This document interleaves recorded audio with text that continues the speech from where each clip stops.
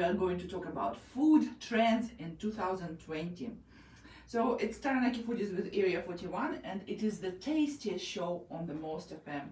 We love to talk about food, garden, hospitality in our beautiful Taranaki, and of course about people who are involved in all this.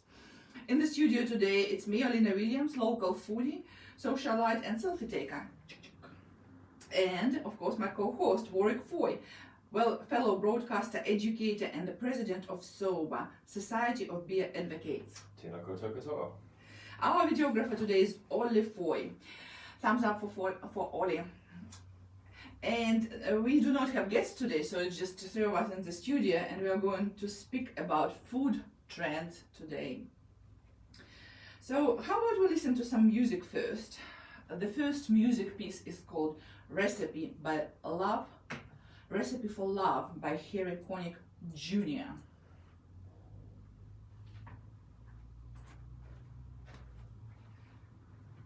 Recipe for Love sounds nice. Where's it playing? It's playing through there. I mean, recipes are everywhere. Recipe is basically like an algorithm for doing something, and I must admit that recently we would do that. Well done. Someone turned it off. It's like, ugh. Where was it? That was turned off. Like, just leave it, man. I don't know why they do that. So, Obviously, people who are very comfortable with it. yeah. Our mic's still on? No. But they need to leave it default, you know? Yeah. You don't check that. Because if I'll be by myself, I'll be just totally lost. I'll be in so much panic, I wouldn't know what to say, wouldn't know what to do, so I'm so grateful that you're here.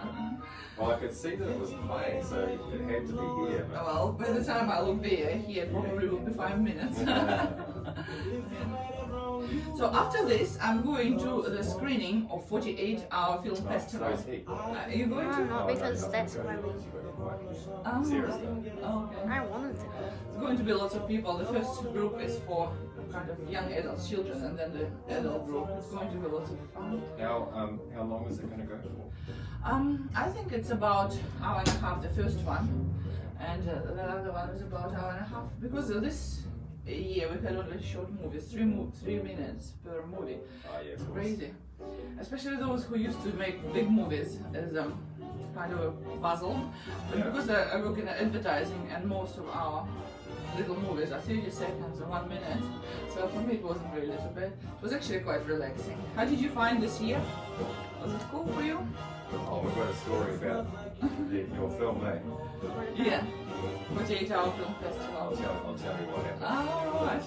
Is it can be said publicly or is it great? Oh, no, it's okay. It's just it's a bad luck story.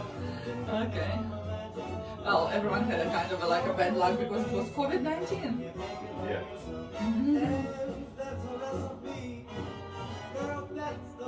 I'm just going to show mine.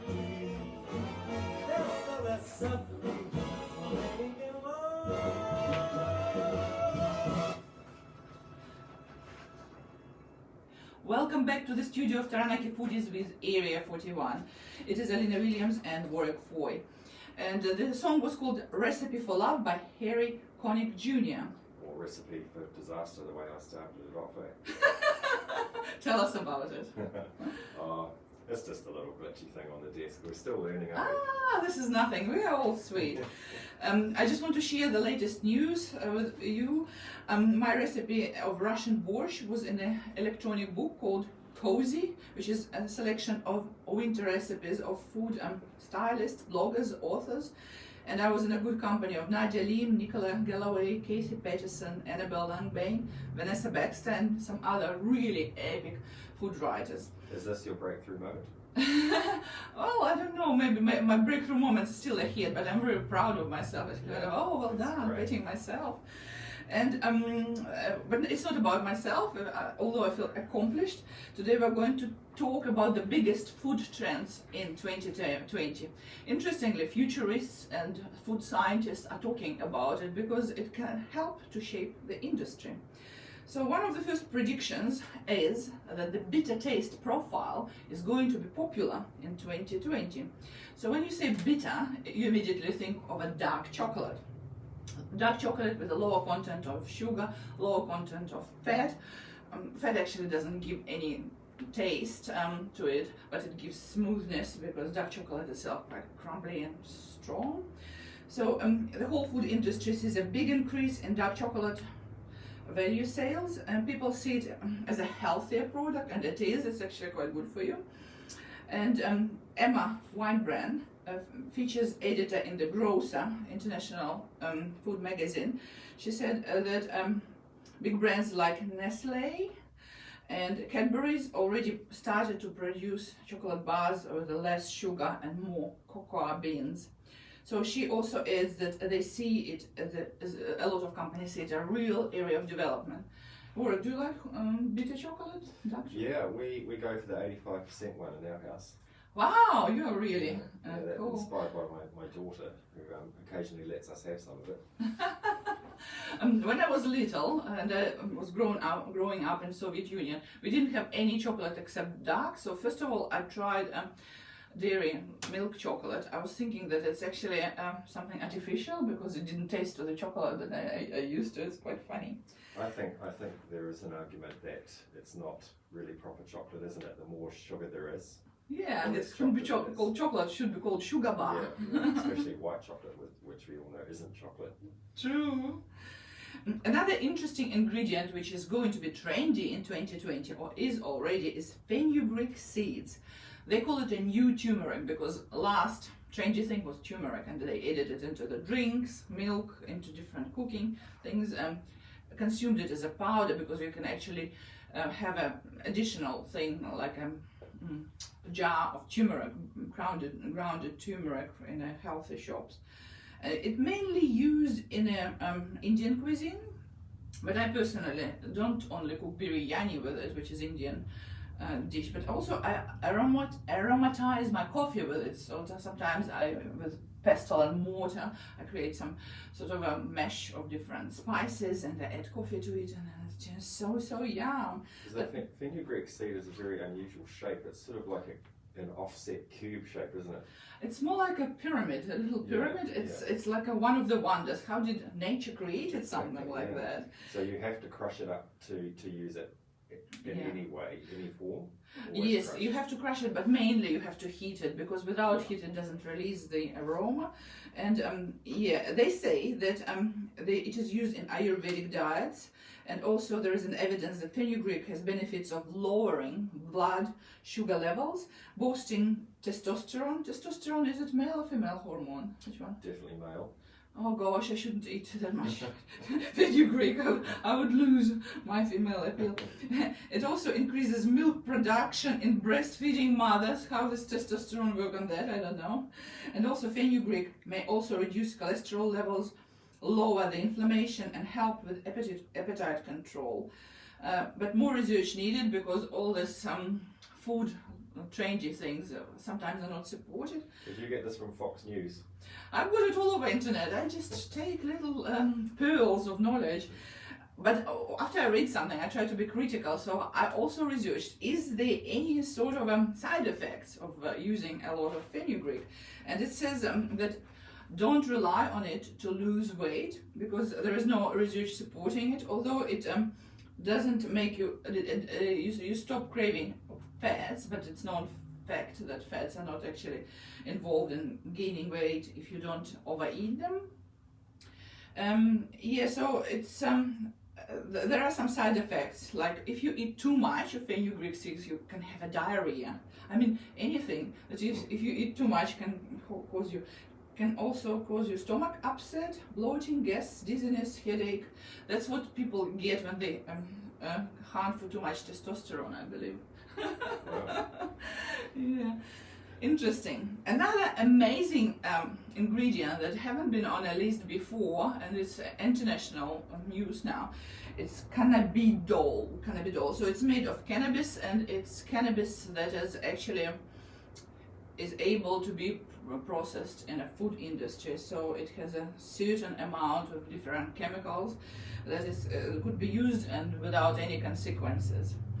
So they say that cannabidiol can release the anxiety, alleviate pain, and it's in the moment just a hot ingredients. People add it to cookies, people add it to soups, people add it to drinks. The only thing you should know that cannabidiol is supposed to be heated as well, because without it it's just like a grass.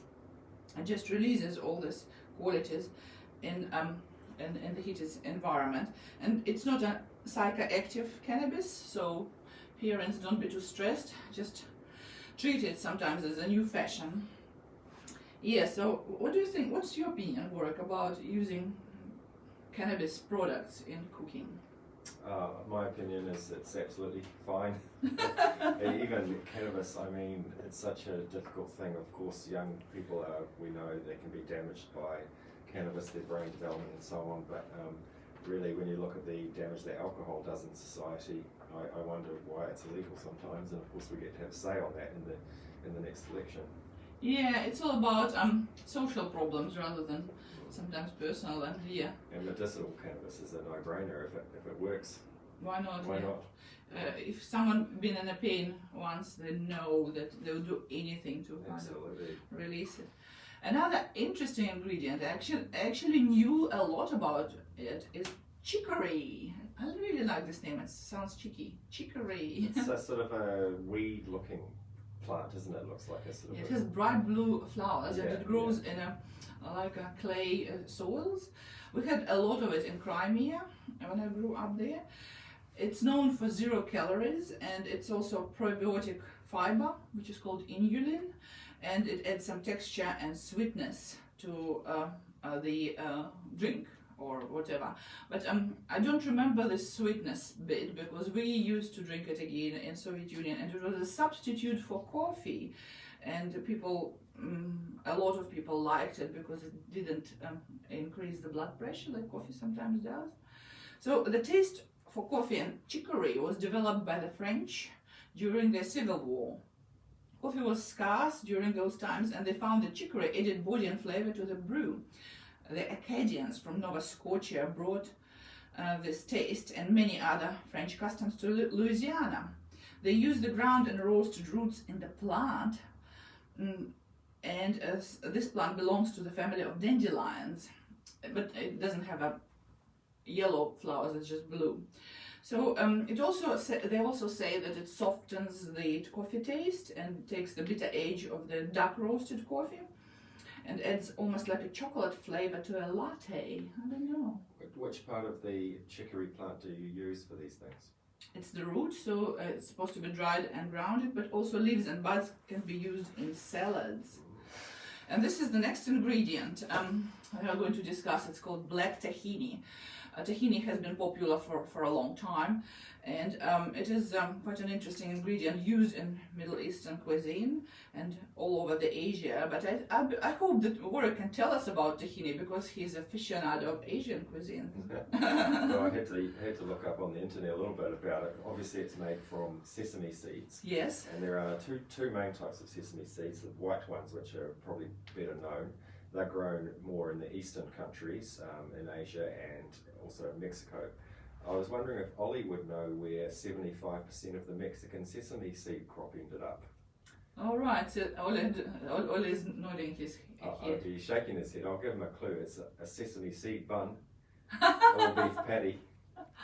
Oh, it's a certain Pickles. eatery. McDonald's. McDonald's. Ah! Yeah. So McDonald's purchases 75% of the Mexican sesame seed crop for its burger buns. Oh, wow. Yeah.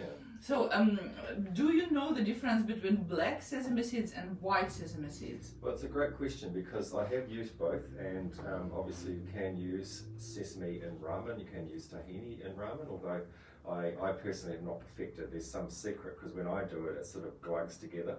So there must be a method in which it's blended into the stock. But the taste to me is not that different. The colour has a massive impact, because they're starkly different, black and white. Yeah, it's kind of a greyish, not very appealing, because anything that's grey, our body thinks like, oh, do I have to eat it? Yeah. Well, the black ramen is a unique form of ramen that does look not very nice, but it's very popular. I've only tried it once. weird. It's weird, different.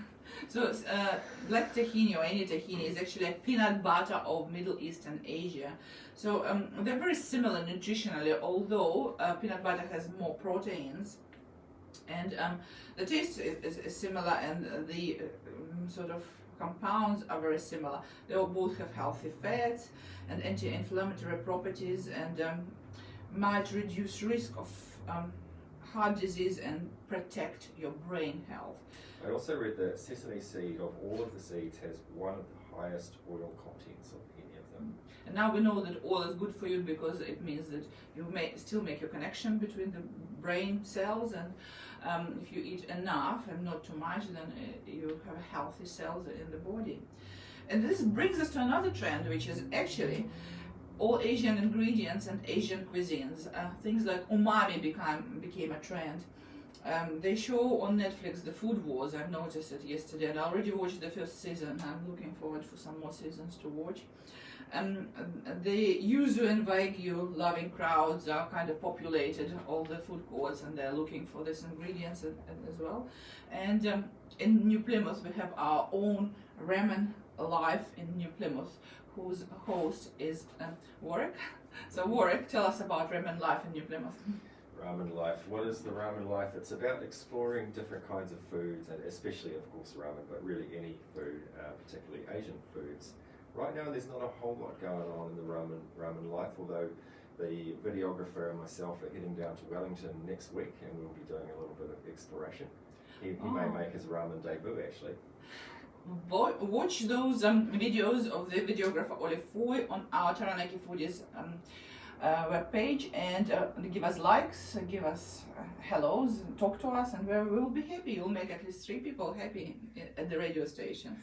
I think it's a perfect time to listen to the second music piece, which is a Korean drama, which is a soundtrack from Korean drama Chocolate. And believe it or not, I started to learn Korean during the lockdown, and I'm so fascinated. And in every drama, they have food that you can die for. It's not like Hollywood movies, which food very often doesn't look natural. This is the food you want to eat. This is a long one, so you can kill it for some time. And I mean, in these Korean dramas, people are so beautiful. You just can't stop looking at them. They're almost like dolls. I mean, like porcelain. Yes, that's true. Well, you were going to turn off the Your gesticulation wasn't obvious. Did you turn it down at least? Oh, it's got flat battery, so you have to.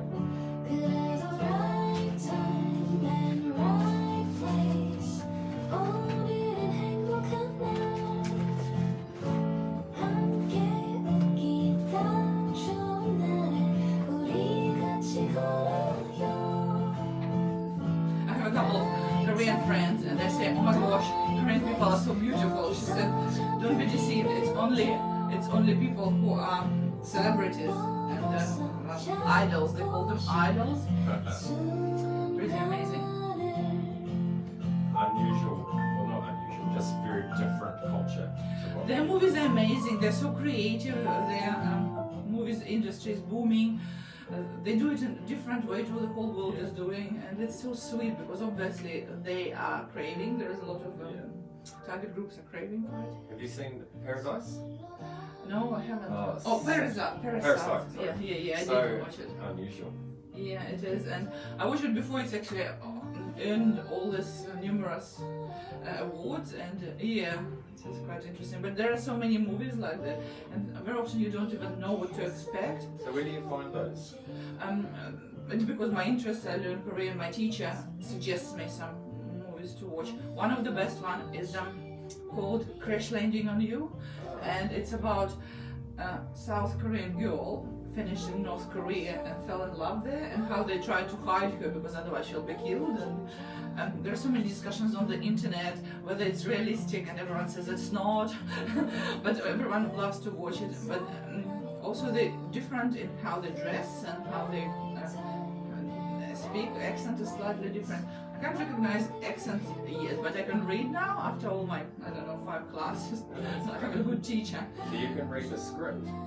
Yeah, I can read, but it's too fast for me, so I really need to stop. And if I stop it, I can read this. I watch it with subtitles, so Yeah. I can recognize some words, but not all of them. It's also fun. Should we go? Yeah. Welcome back to the studio of Taranaki Foodies with Area 41. It's Olena Williams and Warwick Foy. And today we are talking about trends in the food industry in 2020.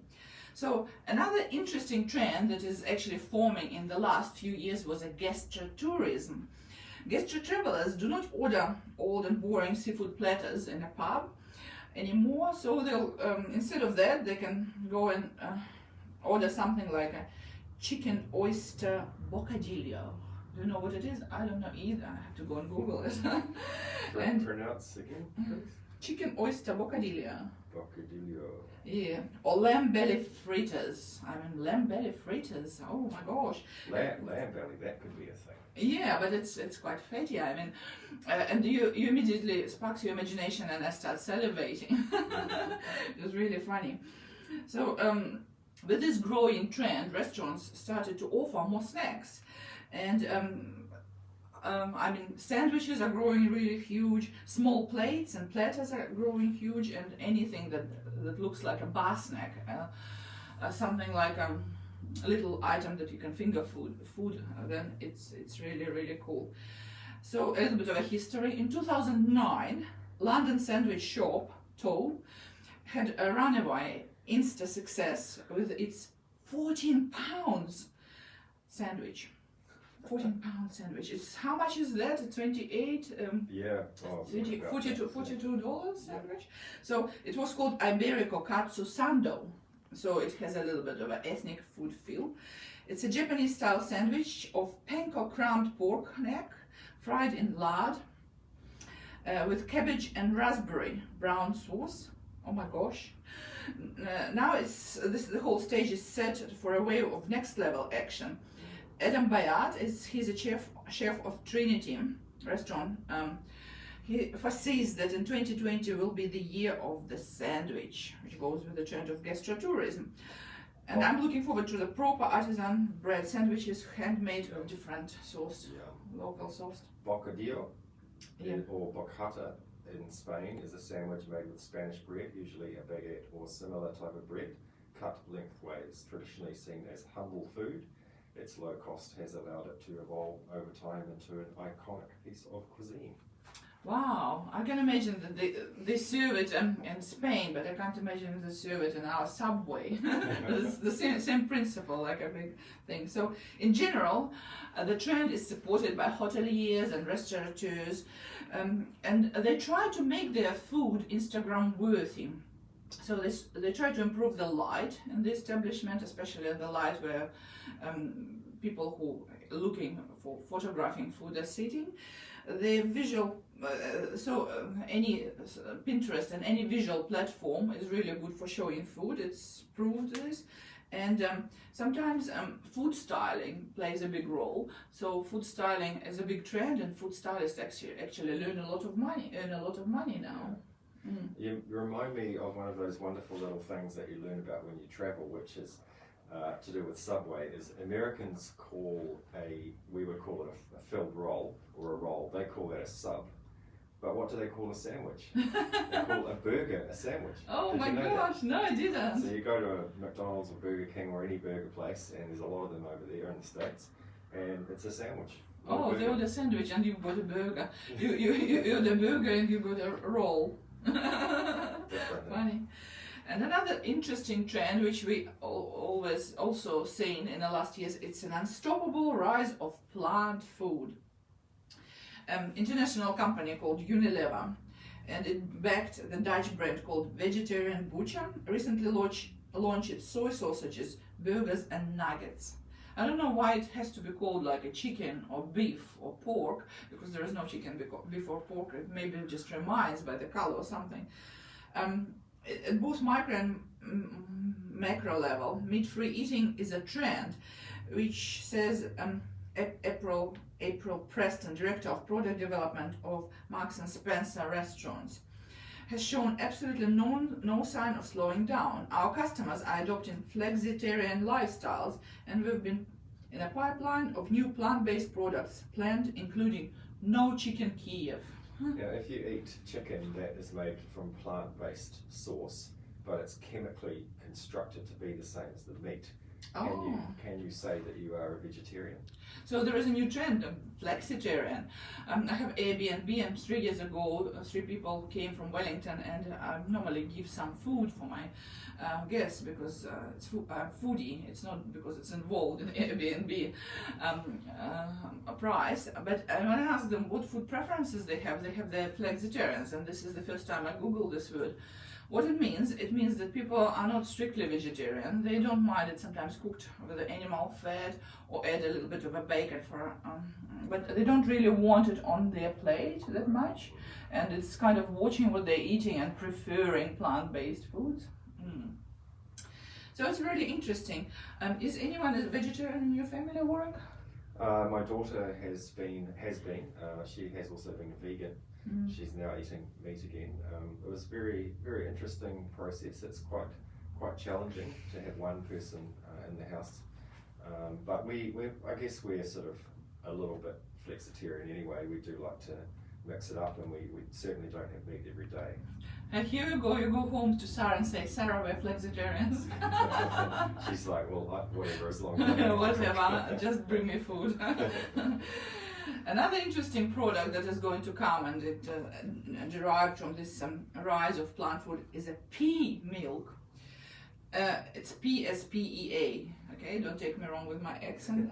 The name will have kids in stitches, but this made of a yellow split peas is the next big plant milk, and it's a prediction by some university people, and they actually say that it's one of the lowest environmental footprints in the whole food industry. That's why they predict that sustainability and plant foods are combined together will make it happen, although I never seen it before. It's interesting you say that, because one of the things we learned when my daughter was going through the vegan period was that some of these products have an enormous impact on the environment. Like the dairy gets all the bad press, but the amount of water needed to process almond milk, for example, is enormous. Yeah, I also heard a prediction that future foods are going to be powdered. So you'll have to buy water, you'll have to buy powder, combine it, and then you can make a vegetarian patty or bread or something like that. So that's where we're going potentially in a much furthest future, not 2020. Yeah. So another thing is chilled or frozen prepped food, and I must admit I'm a big believer in old-fashioned cooking. I do everything by knife on a chopping board and other things, but even I recently bought cleaned and peeled garlic. I don't know why I did it, just had a lot of ideas of what I'm going to cook, and it was there in front of me and I bought it. Is it shrink wrapped? Yes, so it was vacuum wrapped, and there was no way for it to go bad, but of course after you open it you have to use it pretty fast. But it tastes and it was the feeling of a fresh garlic, so it didn't feel like something bad. While you were there, you could have grabbed some sliced apple. I've seen this. Gosh, this is the next level of laziness for me. The corn is shelled or peeled. What's the word when you take this outside off? And quite a few other things actually shrink wrapped, and I just stood there and thought, this is insane. Yeah, because you create this package and things like that. But for me, it was quite a huge amount of garlic. If you shrink wrap only a few pieces of apple, I don't think that it's very sustainable. Oh no, garlic's good because that's. I mean, I use crushed garlic because it's just so convenient, so quick. Just a spoon rather than. Yeah. I don't know how it's preserved. I don't want to know how it's preserved. Yeah, so sometimes it's peeled vegetables or cut fruits or roast. Or entire milk kit, which you can buy in supermarkets in such abundance, and they're popular because otherwise they wouldn't survive a season, but it is definitely popular. And people don't mind to pay extra for the service attached, so they're actually not buying product anymore. They're paying for a service much more for the original product, and it's an interesting trend too, isn't it? Yeah. I don't know, is it a good trend? I'm not sure. I think that it's nice to have the skills that where you're able to prepare something from the scratch. And I always admired males who can cook. So yeah, send me your videos and photographs. I'll put it on my page. Yeah. Another interesting trend is the concerning about your guts. So gut feeling is something that is a focus of a lot of food development, food fashion and things like that. So we already had kombucha and kefir and yogurts and things like that, and it came to us with those hipster millennials, and it was a fancy product, but actually it was interesting to read the statistics that this product is driven by people who are over 65, and they're the main consumers of this product. And you don't really think about it when you see it, because it's kind of targeted, but researchers never lie, isn't it? Interesting. Another interesting trend is ethnic dishes from North Africa and Middle East. I absolutely love it, because ethnic cuisine is my field of interest, and they predict that Lebanese, Moroccan, Turkish will have the rise this year. So again, think of tahini, think of skewers, think of a lot of ingredients with za'atar, and so it's quite a fragrant but simple cuisine, and the preparation is simple, but also it's quite abundant. So instead of having one dish, you probably have several little pots on the table, and it's not served a la carte. It's just the whole lot on the table, like a community eating. Have you ever had the Turkish condiment, which is a purple paste? Yes. So it's made with beetroot and feta. Yes, they have two, one beetroot and feta, and another it's like a hummus with beetroot as well. So they're really nice. Beetroot is a good. Does meat on fries count as Turkish? It depends what sort of salad you have with it, because they eat both meat and potatoes, so not too bad. Another trend that I absolutely love, I'm going to indulge in it, it's adult ice cream. XXL, I suppose, XXS, whatever. So it's we already know espresso and tiramisu ice creams, and all the sweet and bitter combination always appealed to me. But and it is fueled by all our love of coffee and the whole coffee culture that created in the world. But now we have Bailey's ice cream, we have raisins and rum ice cream, and now we're going to have some more of this. For example, think of foraged gorse flour, gin flavored with foraged gorse flour, or for example, goat cheese ice cream with a licorice syrup. This is very up-end, like a Michelin star things, and it's all frozen, which normally cheese never given frozen. It's opposite, it's supposed to be warm. So there's a lot of inventions in this area, and I believe New Plymouth and Taranaki is quite trendy. We're going to see it very soon somewhere. You know, one thing we don't have in New Zealand, and I know we do have a couple of little ice cream bars in town, but we don't have the franchise ones like Ben and Jerry's or Haagen-Dazs, and those ones, that little stalls in the main streets of most American and European cities. You know, I never liked that, ice creams. I always went to a little cart on the market, but I never actually bought ice creams. Maybe once I bought a pistachio ice cream or something like that, but never bought from the big brand. I don't know, it doesn't feel right, because ice cream is so easy to make at home, and when someone does it and then transports in a cold containers, it's kind of weird. But if someone does it around the corner in their own kitchen, it feels natural. Yeah. Type of thing. I think it's a perfect time to listen to the third music piece, Feeling Good by Muse. You know, this Feeling Good has so many different covers, and I've heard them all today. Do you remember this song? Michael Bublé is one of the most popular. can't believe Muse is covering it. Yeah, and this my favorite cover, but I just listen probably a whole hour, feeling good. I quite like Muse. Yeah, it's a very nice and it's very emotional what he does this. Yeah.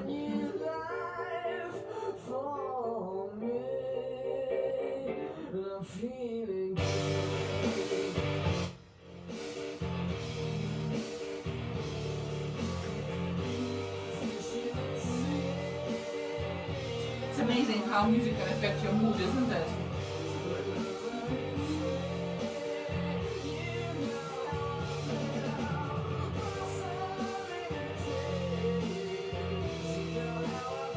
It's perfect timing.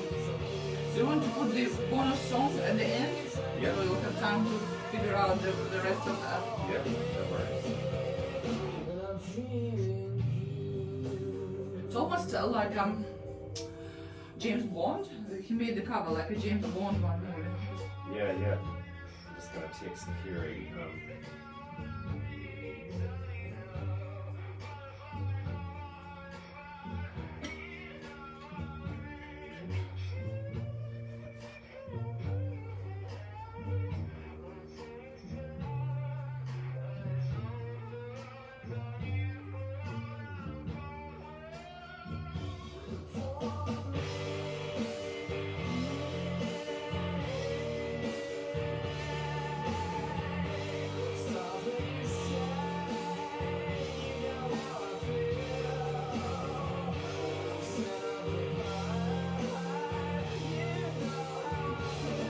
I've got a ticket. If you want to pay for the parking, you can see it from here.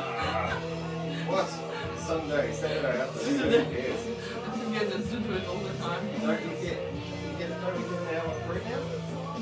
Or maybe they haven't started yet. I'm not sure.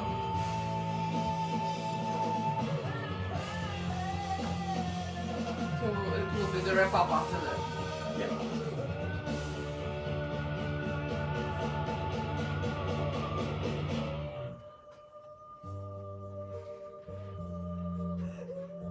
Such a big range of the vocal variety, isn't it? Just high and low and very pleasant voice, like a mellow.